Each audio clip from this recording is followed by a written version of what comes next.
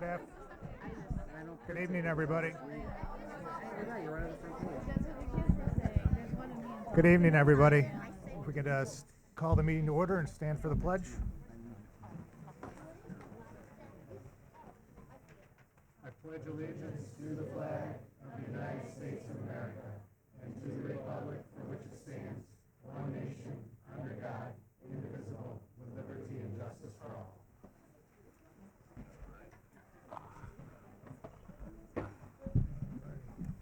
Good evening, everybody.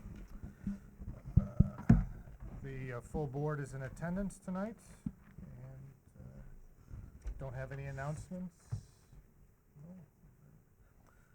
First order of business is to approve the agenda for this evening. Can I get a motion? I'll make a motion. Second? Second. All those in favor? Aye. So moved. Second item of business, the approval of the minutes for the Board of Ed meeting on September 18th, as well as executive session on the same day, and the audit committee meetings from September 18th as well. If there's no questions, could I get a motion for approval? Motion. All those in favor? Aye. Carried. All right. Brings us to the first public comment session for the evening. If anybody has anything to say, again, we'll have one later on as well. You come up to the mic and give your name and address. Seeing none, we'll move on. We have any unfinished business for the board at this point before we turn it over? Okay. With that, Dr. Hicks, Superintendent.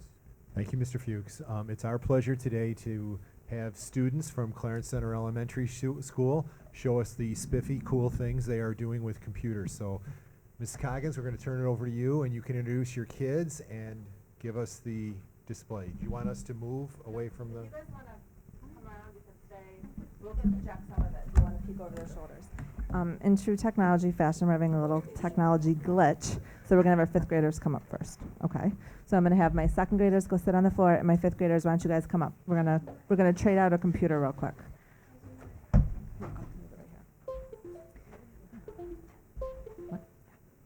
All right. So I'm going to have you guys introduce yourself real quick.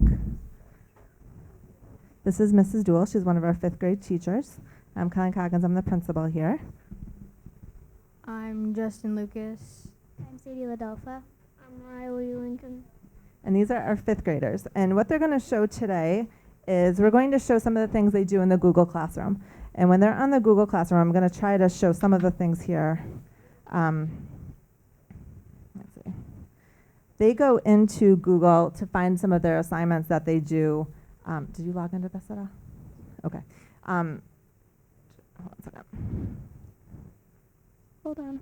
We switched it up. There you go. They go into the social studies classroom with Mrs. Dool, and they go into the Google Classroom. So what I'm going to have Justin do is explain what happens when they go into Google Classroom and how they find their task. So we have a different folder for every different subject, like social studies, for example. In the morning when we do social studies, you can open the social studies folder, and there will be different jobs or assignments that Mrs. Dool has given us to do that has to be done by a certain time. And for those of you who aren't familiar with Google Classroom, what it is the teacher puts the assignment up like Justin just talked about, and then he clicks on the assignment, and that's when he finds out what his task is. So what was this task that you're looking at on your Chromebook right now? You guys can't see this with what Justin's looking at, but what are you looking at? What's the task?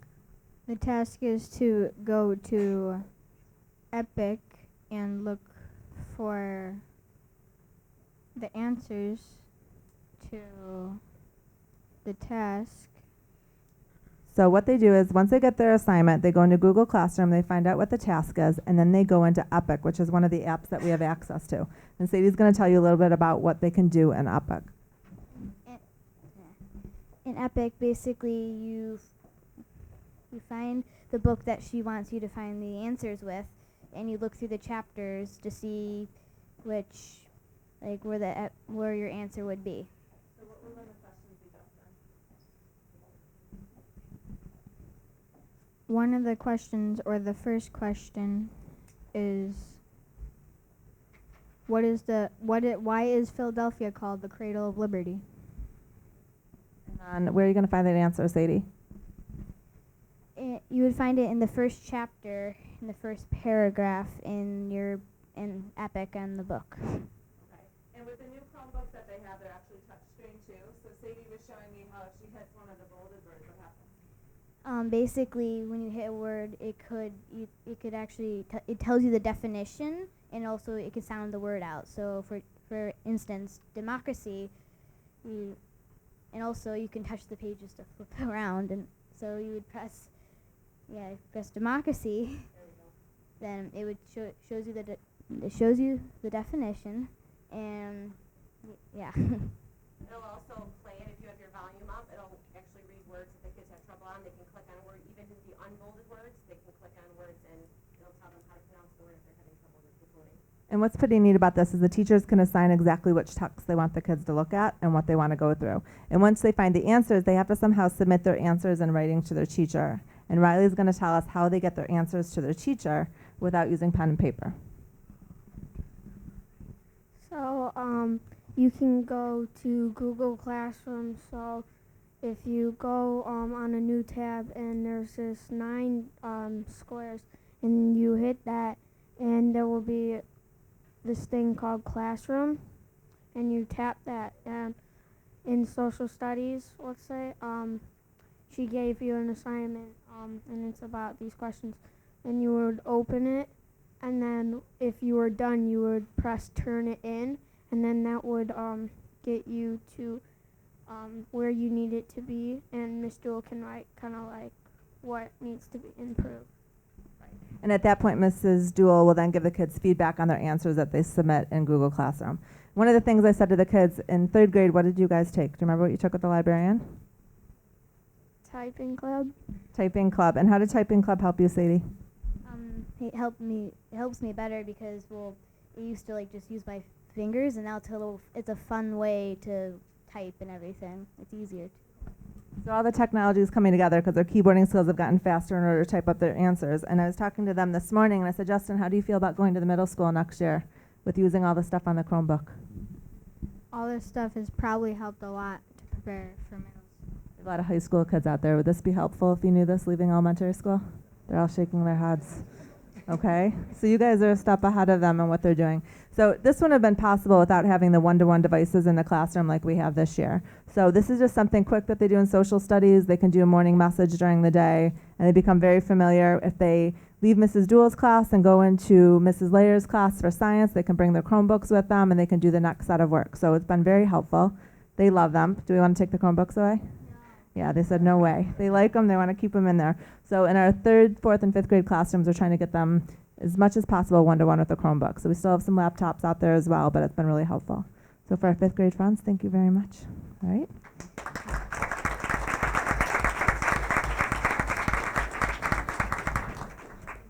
Mrs. Duell, as our 2nd graders come, is there anything you want to add about that? I'm really enjoying using it in the classroom. I'm trying to use it once a week in line with our social studies curriculum. So we rotate 4 days a week. Monday, Tuesday, Wednesday, I do stuff out of our booklets or packets or our books.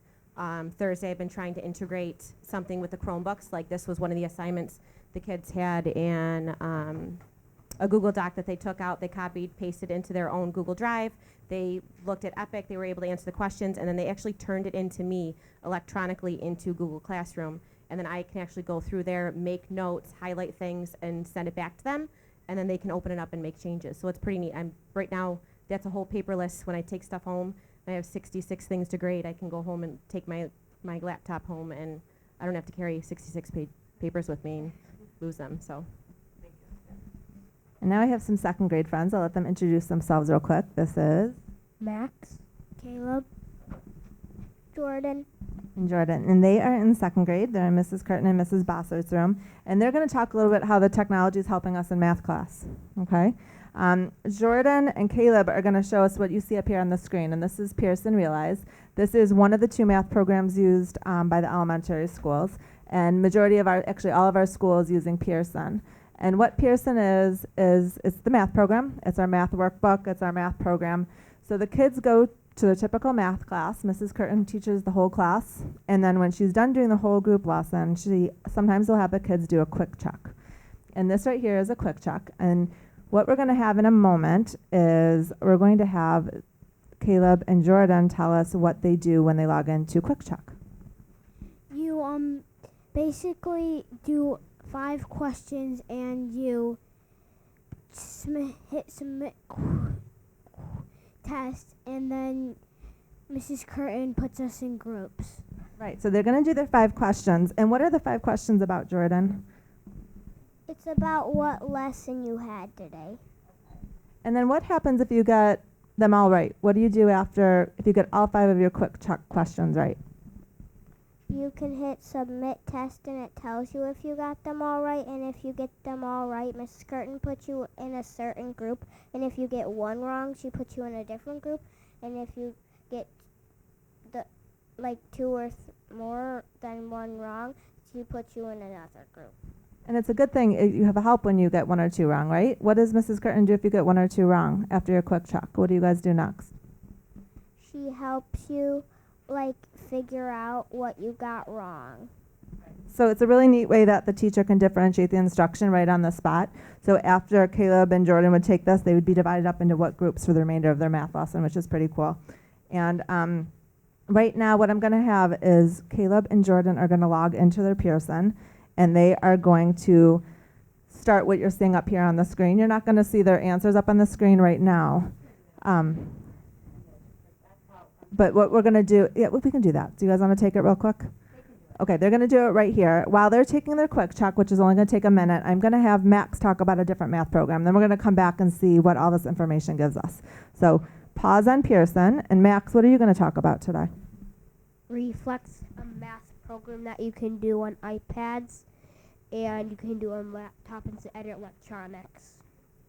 So Reflex is a program that we had gotten a couple years ago here at Clarence Center, and now we're using district-wide at the elementary level. And so what we've done is we've asked the kids, Max is going to log in as himself, and he's going to pick a game as I talk about it. What happens is the kids log into Reflex at home, and they try to get a green light. And what it is, it's a fact fluency program. And when you get in here, it's full of what? Math facts. Math facts in the form of games. And the kids have total choice. They can go in and pick any game they want to practice their math facts. And it's to get them going facts very quickly and fluent. And the more they do it, you're going to see the green light up at the top. Max has already gotten his green light today. So he can't get a green light for a second time. So he's just going to keep playing the game. The computer, what it does is it registers the facts that they get right, the ones that they need more improvement on. And once it gets enough data in, then the light turns green and the kids know that they're done for the day. They get a choice of any game they want that's considered open. And Max, what happens if you do Reflex 7 days in a row or after 7 days? I gotta pause him. Max is working this time. I know, I can't throw him off. What happens when you get 7 green lights? There's a sign when you first go into Reflex when it shows you all the games. For below the first game, there's going to be a sign that says unlock a new game. If you click it, it'll give you all of the games, and it'll give you a choice to unlock it. And if you hit unlock, it'll ask you, are you sure to unlock it? Do you want to unlock it or no? And it gives you more games to pick from, right? Okay, what's your favorite game? Do you know yet? He doesn't know. Caleb, what's your favorite game? Alien Sunday. Same with Caleb.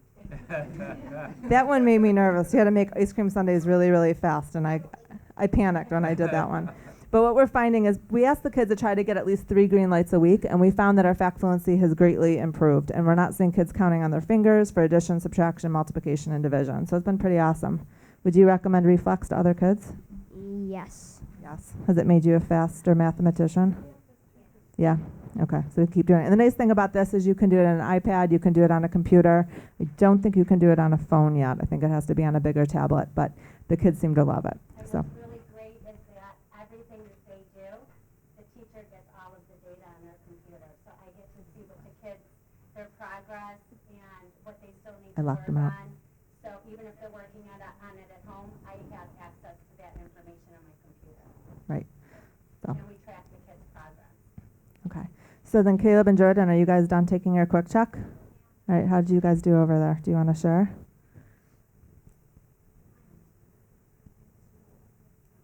what can happen is Max is relogging into the iPad, so I'm not going to be able to pull the data up. But Mrs. Curtin can immediately look at her laptop, and she can see what the kids' results are. And at that point, using the aid in her classroom, she can quickly divide the kids up and do their math groups. It's really difficult when you're doing math after you're instructing.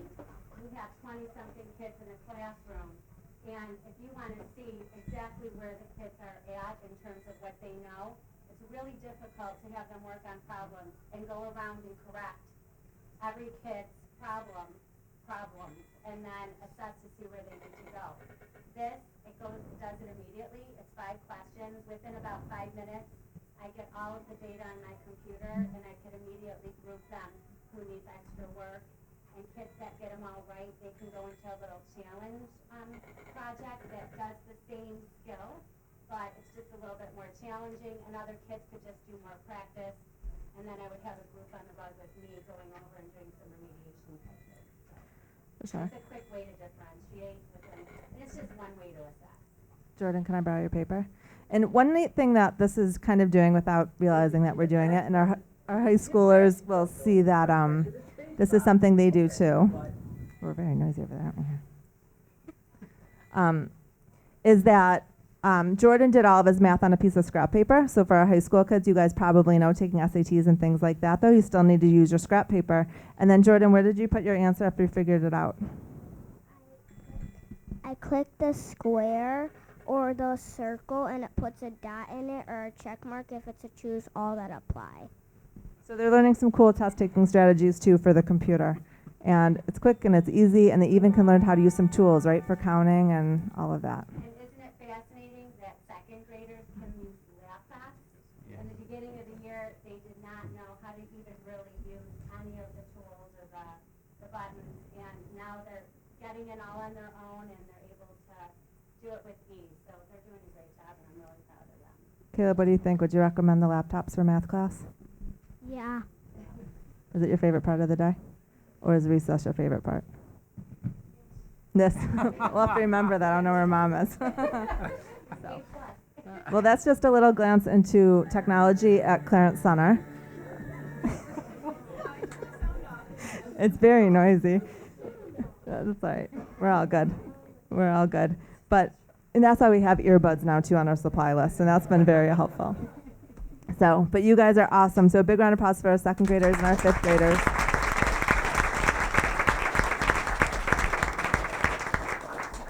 Do you guys have any questions for us, for the kids, or for me, or for their teachers?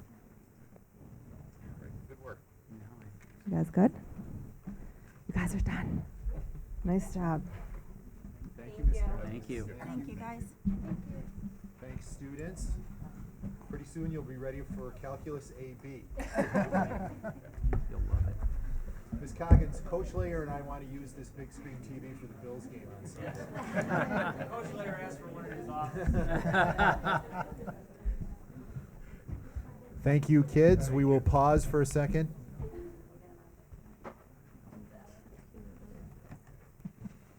Thanks, Ms. Duell, Ms. Curtin.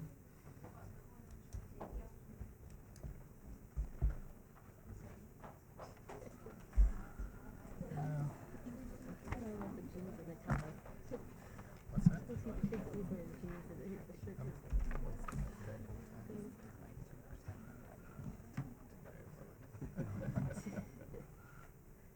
Okay, that concludes the superintendent's report, Mr. President. Thank you, Dr. Hicks. Thank you, everybody. I, at one point in time, thought I was very good with technology, and I'm being put to shame very quickly. So with that, we get to the finance section of the board meeting tonight. Sure, I just Mr. wanted to Mickelson? point out in some of the payments, some of the pre-purchase items that we took care of. A lot of it's for the fitness rooms at the high school. A lot of that equipment, some of it was, believe it or not, original equipment of 17 and 16 years ago. So we did replace a lot of that with the pre-purchase items. Fuel is still at a very good price for us, the diesel fuel. If the year progresses this way, we will have pre-purchase funds available at the end of next year too. The only other thing I did want to mention is Sales tax, we did increase this year the sales tax budget a little bit, and the 1.23 million that came in would be projecting exactly where our budget is, so at least that works well. You had your crystal ball working then.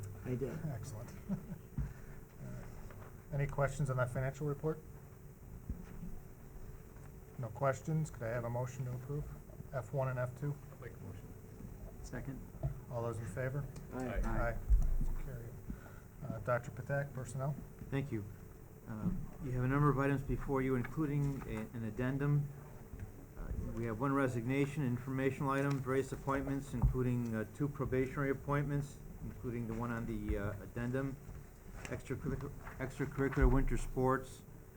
You will also see the winter sports again in November, given the one resignation, as well as the need to fill the vacancy that's created by the resignation. Regents review instructors, summer curriculum projects, presentation compensation,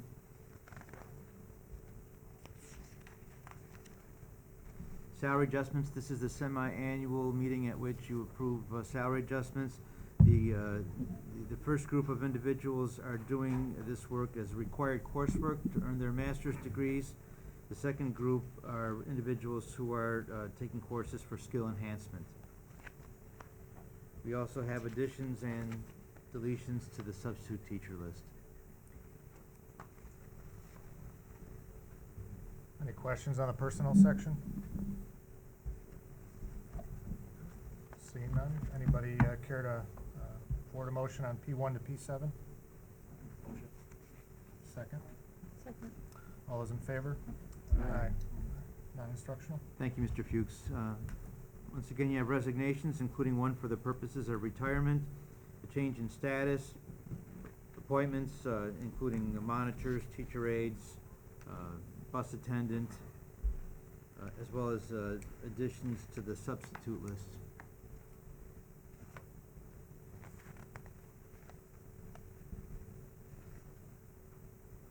Any questions? I guess I would just ask one question, which we tend to have common discussion on. I see there's a number of bus driver resignations. Yes. Where do we sit with bus drivers as far as having enough of a buffer staff, or are we dipping into the mechanic pool? We are still, mechanics are still driving, so we do need to, we continue to search for bus drivers, as many other titles. As every other district is facing in a every other challenge. district. All right. Any questions? If none, a motion to approve? So moved. Make a motion. Second? Second. All those in favor? Aye. Aye. Okay. All right, special needs is, There were 24 Committee on Special Education meetings this month and 4 for preschool. Light month, mostly transfer students and students who have new programs, nothing unusual. any questions? Need a motion to approve items 1 and 2? So moved. Second. All those in favor? Aye. Board development and policy. We have one field trip. First item is the annual field trip to Camp Seneca Lake from Clarence Center for the 5th grade. Everything's in order, and we're asking for board approval on that for June 6th through the 8th, 2018. This is 30-plus years, Mr. Lyer, of this particular event. And then also, there is a request from Clarence Middle School, from the faculty and administration at Clarence Middle School, for a memorial, a plaque and a tree to be, to memorialize Jen Stege.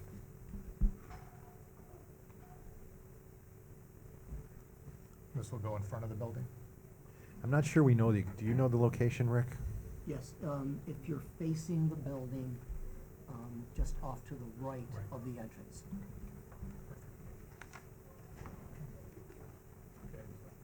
Any discussion on either item? Can I get a motion to approve B1 and B2? Second? Second. All those in favor? Aye. Aye. Carried. All right, with that, we come to our second public comment session of the night. If anybody cares to address the board. We have one microphone for you. Don't be shy. All right. Your last chance. Rafi, anything?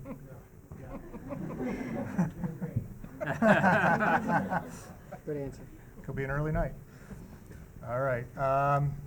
So with that, as far as schedule of upcoming meetings and events in our packet, next regular scheduled board meeting is on November 13th, which will take place at the middle school with a pre-meeting with the administrators, followed by a public meeting in the auditorium at 7 o'clock.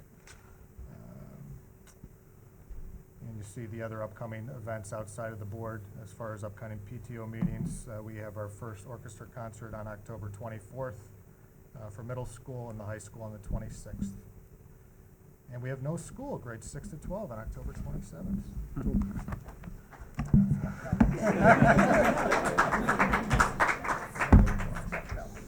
All right. With that, I need a motion to approve the meeting to executive session for the purpose of discussing the collective bargaining negotiations involving the Clarence Teachers Association and litigation strategy. So moved. Second. All those in favor? Aye. Aye. Thank you, everybody. Thank you. You're adjourned.